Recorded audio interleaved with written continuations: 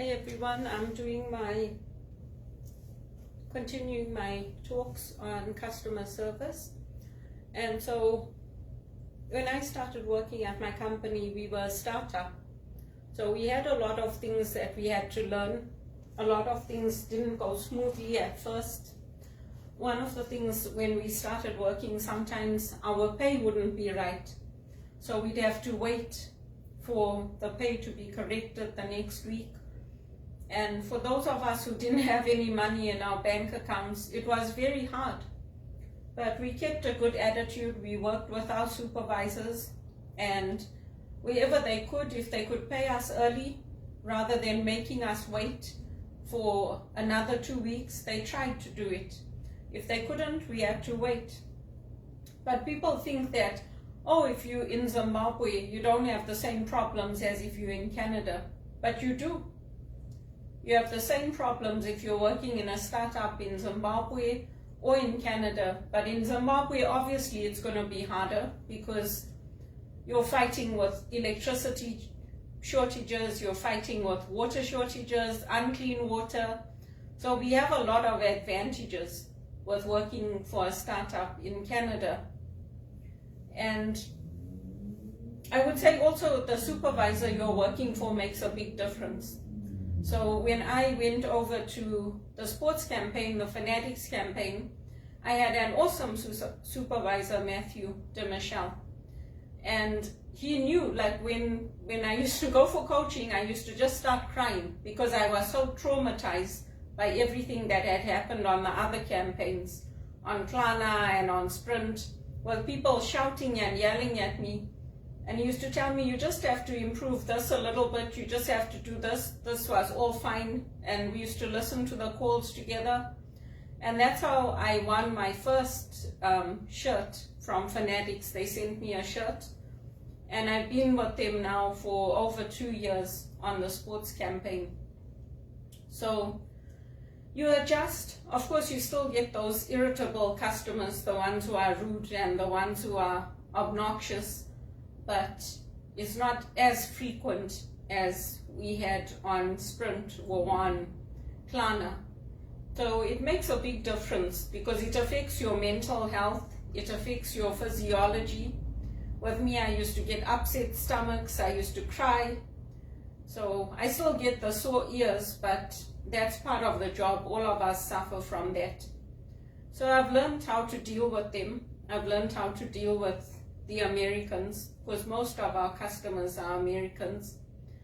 And I would say if you want to be focused and if you want to be successful, it doesn't matter whether you're working as an executive assistant or whether you're working in HR.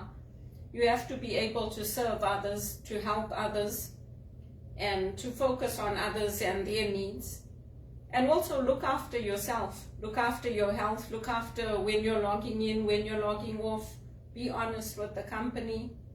If you need time off, most employers, if they're good employers, they'll give you that time off because they know that without their employees, their company is not going to be successful. So it's important to remember that. With me, I'm a very formal person, and that's how I am. That's how I was raised. And some people don't like it. I know even in my executive assistant work that I did, some of the executives didn't like me because they would say, she's too formal. We want somebody more relaxed, somebody more friendly, somebody who smiles more.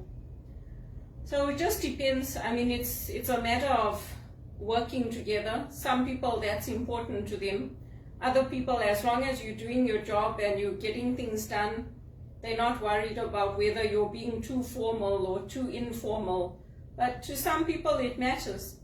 And when you're working at the executive level, you have to adjust, just like I adjusted when I was working on my projects roles at TD, at HSBC. Some of the executives are rude. I had one woman I worked with at TD, and she had asked me to set up some travel for her. And I said to her, oh, which office are you meeting at? And she said, it's not an office, it's a house. I said, okay, I didn't know that. If you don't tell me that you're meeting at somebody's house, how would I know? So you have to just learn how to work with them. culture also comes into it, because I'm a visible minority, and some of them expect you to think for them. I don't think for them. I just do my job. Whatever they tell me to do, I do it. And I think that's half the battle with when you're coming here from other countries, is that you have to learn what they want. And if people expect me to think for them, that's why it doesn't work, because I don't think for them. If they tell me what they need, what they want, what's working, what's not working, then I do a good job. If they expect me to think for them and think like them, it doesn't work. So it really depends on what you're looking for in your opportunity and what you're looking for in terms of salary, in terms of how you're going to use those opportunities to learn and to grow. And I've been fortunate in that I've worked on a lot of different roles. I've worked on IT project implementation, I've worked on HR projects, I've worked on anti-money laundering, I've worked on reception roles, executive assistant roles, HR director roles, all in Canada. I've sat on boards as an HR director, and I've worked on governance on boards for Greener City and Wildlife Preservation Canada. And you have all kinds of personalities when you're working on a board. So it's important to work with different people, work with different cultures. In the contact center, most of us are non-whites. So we all come, most of us are Indian and visible minorities. So we have an understanding, we work well together, and we have a similar sense of humor. Even when the customers make jokes on the calls, I don't laugh. Because sometimes if you laugh, they get offended. Just like what happened on the Sprint campaign, where they had me removed from the Sprint campaign. Because I thought it was funny. The whole contact center thought it was funny. But the customer on the other end got very, very upset and got me removed from the Sprint campaign. And all of my supervisors were devastated. So I just don't joke with them. But yeah, that's me. That's how I became successful. I kept it very professional. No personality at all. I didn't bring what I like or what I don't like onto the calls. I just did the job. I found out what they needed. I focused on them. I focused on giving the appeasements. I focused on advising them on our policy. And that's how I got it done. And if people call me Lynn or Linda, I correct them. I say my name is Belinda, because it's important.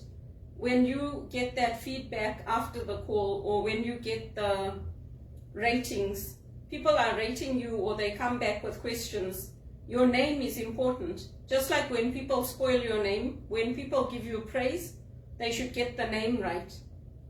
My name is important to me, just like everybody else I work with. And it helps our team. If we get good scores, it's good for our team, it's good for our supervisors. So we've come a long way from not getting our pay on time, and that obviously affects us paying our rent, paying our bills, getting food. Sometimes there's hiccups, but we've come a long way from where we were. And so whatever job I land next, I'm still trying to get my executive assistant role or get an HR role with more pay. That's what's important to me. It's always been important to me. The money is important to me. But I take my skills, I take my values, and I bring them in and I help to improve things, to make them better. And it is through me that a lot of the campaigns have improved and have gotten better, because I speak up and I tell them what I think, where the areas are that we can improve. If I have limitations, I tell them. And so that's how you have to work in Canada if you come here. That's how you can be successful as a visible minority. And you can't expect the same as the whites. They say it's equal, but it's not. And even when I was at Regis College, Michael Kalachik used to say they should implement affirmative action. And I used to say to him, I want it on my merit. He said, I know you want it on your merit, but it's an uneven playing field. He said they should be putting processes into place to help people especially women who are visible minorities, to get extra loans, to get funding for education, to get promotions. He said they're not doing enough in this country. So we'll see how it goes, but I've come a long way. I've achieved a lot without any help from corporations, even though I ask and ask and ask. All I can do is ask. So we'll keep praying, we'll keep hoping, but the challenges that we face in startups are the challenges that all startups face in Canada. And you have to keep focused on your own life, your own career, your own goals, because nobody else is going to do it for you. In fact, they'll just discourage you.